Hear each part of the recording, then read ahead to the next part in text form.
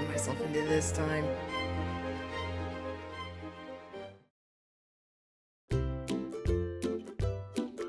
Oh, hi!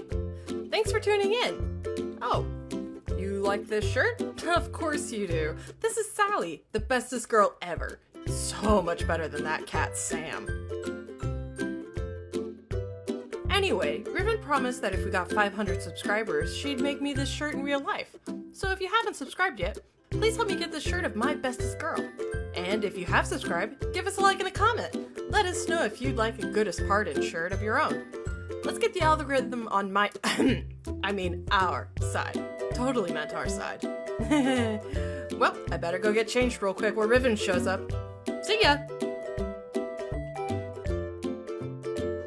Hello there. Hey, what have we got today? A dragon trying to inhale stuff while a creepy guy tries to catch it with an evil Buddha watching? What? Points for creativity, and you're kind of right.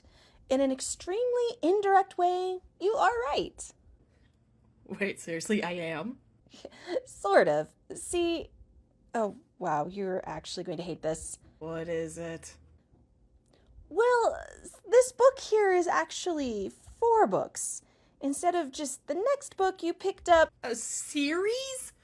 You've got to be kidding me. Yeah. Nix, calm down. It's not that bad. The first book in the series is Another Fine Myth by Robert Asprin. Like, aspirin? For headaches? No. The book begins with Skeeve showing off what he's learned about magic. Did you mean Steve? No, his name is really Skeeve. His aim in life is to be a thief, and he thought learning magic would make life easier. You know, like levitating keys or other items. Or blowing up doors? I have a feeling you'd only want to do that as a distraction. Otherwise, people would notice you stealing their stuff. True, but it would look really cool, and if you're in jail or something, you might need to get out quickly. True, but you'd have to get caught first. And if you're actually sneaky, you're less likely to get caught. But where's the fun in that? I think we're getting off topic. Yeah, but you started a series. How is this my fault? Not the point. The point is, Skeeve is kind of bad at magic. Garkin, his teacher, asks him to levitate a feather. Skeeve loses control because he's been practicing with keys instead. Garkin asks him to light a candle. Skeeve gets very introspective, and the wick has an ember. And that's all. I mean, that's good for a beginner. He's been learning for about a year now. That's all he can do? Pretty much. But Garkin is pleased and thinks Skeeve just needs a demonstration of what magic can do. And by demonstration, he means summon a demon. Didn't someone else in one of these stories already do that? Yes, but we actually get to see it this time. So Garkin throws some powder into a brazier, draws a pattern on the floor, and a demon is summoned. But just as Skeeve sees the green skin, the extra toothy grin, a stranger breaks down their door, says, "Istvan sends his greetings," and shoots Garkin with a crossbow. At the same time, Garkin magically engulfs the stranger in flames. Well, that was dramatic. Skeeve is left with the body of his teacher, the charred remains of the assassin, and a demon. He, as one does in this sort of situation, freaks out. The demon laughs at him, introduces himself as Az, and proceeds to try to go back home. But there's one teeny problem. Uh-oh. When Garkin summoned him, he took away Az's powers.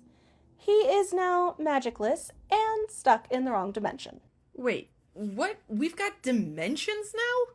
Yep, time for a quick history, science lesson, economics. As explains to Skeeve, there are multiple dimensions, potentially infinity, all existing in the exact same space. Demons are simply dimension hoppers, beings who can travel from one dimension to another. Imps are from the dimension Imper. Devils are actually Devils from Diva. Az is from Perv. Which makes him a... Perfect. like perfect, but perfect. And as they are currently in Claw, it makes Skeeve a Claude. Claude? Yep, each dimension is at its own stage of development, too. So some demons try to get rich by bringing inventions to dimensions that don't have them. The worst offenders would be the Deviles. They're always looking for the next deal. In fact, they ended up creating this huge bazaar in the dimension with visitors and products from all the dimensions. But we'll get to that later. Hang on, if demons are dimension hoppers, what does that make? For the moment, Az ends up taking Skeeve as his apprentice, hoping the boy will learn enough magic to get him home. And the two of them decide to hunt down Istvan and avenge Garkin. Lessons start off well enough as they travel. Turns out Garkin wasn't teaching Skeeve how to really use magic. Az teaches him to draw magic from various sources as they go along, as well as two very important skills: disguise and alarms. Oh yeah, that sounds really useful.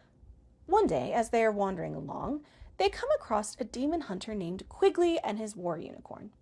Az was disguised as Garkin, but Quigley had a magic pendant that allowed him to see through illusions. Then what was the point? Also, where's Sam? She should be around here somewhere.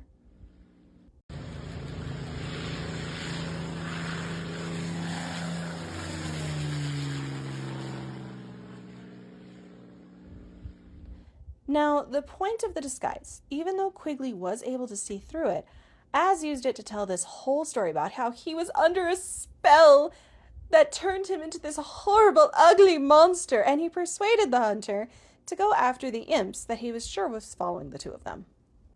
Someone is following them? Az figured out that the assassin who killed Garkin was an imp, and he was just the guy who got paid first. Istvan was likely to have sent more assassins, just in case. And it turns out Az was right. A few days after sending Quigley to go fight the following imps, the alarms that Skeeve set up around their campsite went off, and these two guys showed up. Only they were actually imps, and Skeeve was disguised as the one who had killed Garkin. So if anyone had looked at this little gathering around the campsite, what they would have seen was three imps and a Purvect talking around a fire. With a stone Quigley, because the imps turned Quigley to stone, and his perfectly okay, doing just fine war unicorn in the background. Az gets some information from the imps about Istvan, but also learns there's a Devile in the next town. Oh, great! Why do we care? Because a Devile might have a way to get Az powers back, or at least figure out how they were removed so they could proceed to figure out how to get them back. I guess that makes sense. Boring and practical. Yeah, well. Oh, and Skeeve insists on taking Quigley and the unicorn from the imps. But since it would be weird to bring the statue into town, they bury Quigley and walk in. Az is disguised as Garkin once again. They find the Devile posing as a merchant. His name was Frumple. Frumple promised to help if Az and Steve did him just a little favor. See, before the two men had entered Frumple's shop, a couple had gone in and vanished. Frumple wanted the guys to disguise themselves as this couple and make it look as if they had left town. Let me guess. Things don't go well. Let's just say it was a good thing Az taught Skeeve how to fly just before they got to town. See, this mysterious couple had ripped off most of the townsfolk, and the mob was not happy. They were hung and their bodies thrown into the garbage pit just outside of town. But since Skeeve could fly, he just made it look like he was dead, right? But how did Oz escape? Purvects have really strong neck muscles. Once the mob was gone, they went back to Frumple, scared the poop out of him, and got two very important things. First, they found out Az lost his powers because Garkin thought it would be funny to use some joke powder on him, which they can't fix without an antidote that only Garkin had. The other thing was they got a dimension hopper, a tool that would allow them to go to different dimensions. They go to Diva and visit the bazaar because Az is looking for some tools they can use against Istvan. Are they going to catch up to this Istvan guy in this book, not 4 books later? We'll get to that later. I hate you. Az immediately ditches Skeev in the bazaar while he goes off to find food. Skeev has a dragon eat his sleeve, and now he owns a dragon named Gleep. Aw, I want a dragon. I don't know, they take about 400 years to mature. Yeah, and? So? Then, while Skeev is trying to find Az, a gang picks a fight with him. He's saved by Magic, Gleep, and an assassin named Tanda. She's an old girlfriend of Az's. Of course she is. So the 5 of them hop back to Claw, bring Quigley back from Stone, and head out to finally take care of Istvan. Hang on. What about the unicorn? Buttercup was stolen while they were dealing with Frumple. Let's go. Nix, it's a fictional unicorn! Just give me a few minutes. Istvan has a rundown inn, and that's where he's staying right now. Skeev and Tanda sneak in from the back while Az and Quigley come in the front door. Quigley is confused by all the things that are happening to him due to Az's lies, and... Alright, hold on, we've got a lot of things happening here. So, Istvan wants to take over all the dimensions by making sure there are no other magicians that can tap into the magic reserves. So, he hired the imps to take out Garkin. But he's done this before, so Az is trying to stop him again and avenge Garkin. The 2 remaining imps think Skeev was the 3rd one and that he was working for Istvan too. Az tricked Quigley into attacking the imps by saying he was Istvan. Tanda, Az's ex, is along for the ride to stop Istvan. Gleep is hungry, and Buttercup the unicorn is in the stable. I'm mostly with you. Istvan is incredibly powerful and seals everyone in the inn. Az tries to defuse the situation with his gift of speech and pours wine for everyone. Istvan learns that Az lost his powers and pulls Skeev and Tanda from their hiding places almost immediately. He laughs the whole time. He thinks this whole situation is hilarious. Quigley is just lost through the whole conversation, and the imps just kind of want to shoot everyone. Does anyone get shot? Well, Is there even a fight? no, you could just read the books for yourself. Where's the fun in that? There's about to be a fight, but Istvan is suddenly without his powers. What? Az puts some joke powder in the wine, and the antidote is on Diva at the bazaar. So to get rid of them, Az gives them the Dimension Hopper and directions to the correct booth. Istvan takes his cronies, Quigley, and Tanda with them as they go off to maybe Diva? Maybe Diva. Yeah, Az mixed up the settings, so who knows where they ended up. Will they be back? Maybe. In the meantime, Az, Skeev, Gleep, and Buttercup settle into the inn and use it as their base while Az teaches Skeev magic. And that's where we leave them for now. Well, at least I don't have to go find another book for a bit.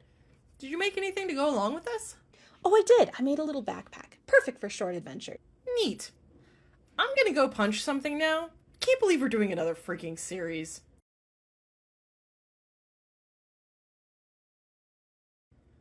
Ugh, the cat's back.